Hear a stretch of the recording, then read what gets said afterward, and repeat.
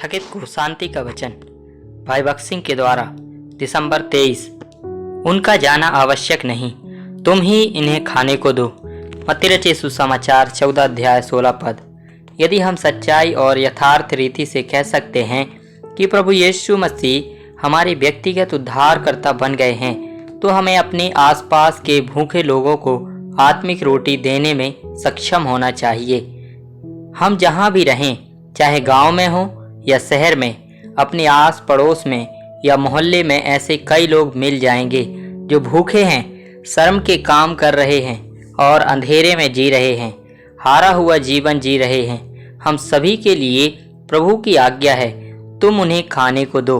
यदि हमें प्रभु यीशु मसीह के जीवन की वह रोटी मिली है, तो हमें उस रोटी को भूखे प्यासे लोगों को देने में सक्षम होना चाहिए। हो सकता है कि वे हमारे प्रस्ताव को स्वीकार ना करें, लेकिन हमारे पास जो कुछ है उसे देने का हमें अधिकार है। भीड़ को देखकर चेलों ने अपनी गरीबी को स्वीकार किया और कहा, यहाँ हमारे पास 5 रोटियां और 2 मछलियां हैं। वचन 17।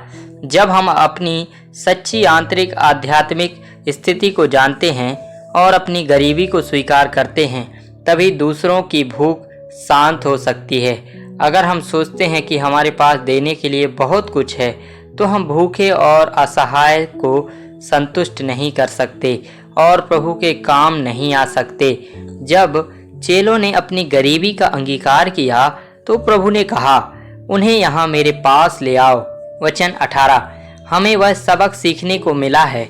हमारे पास जो कुछ भी है, और चाहे कितना भी कम क्यों ना हो, उसे सरल विश्वास के साथ प्रभु यीशु मसीह के चरणों में लाना चाहिए। उससे कहो, प्रभु, भले ही मैं निर्बल और खाली हूँ, मैं सब कुछ आपके पास लाता हूँ। मुझे नहीं पता कि क्या कहना है या कैसे कहना है। हे प्रभु, मुझे पूरी तरह से अपने लिए उपयोग कीजिए।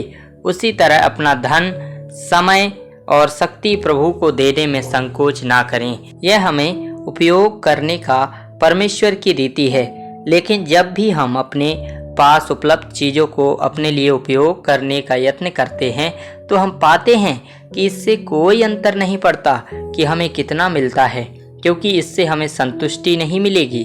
और यदि हम अपनी बुद्धि और ज्ञान का इस्तेमाल करने का प्रयास करते हैं, हम असफल हो जाते हैं।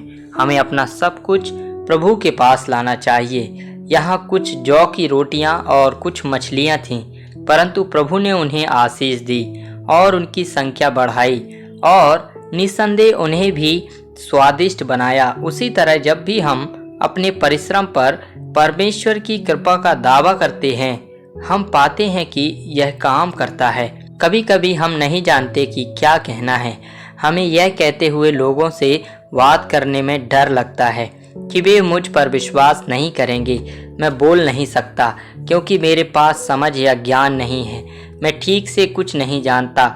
याद रखें कि वह आपके टूटे हुए शब्दों को आशीर्वाद देगा, और जो आप बोल सकते हैं, टूटे हुए शब्दों के पीछे शक्ति होती है। मुझे वह अनुभव हुआ है।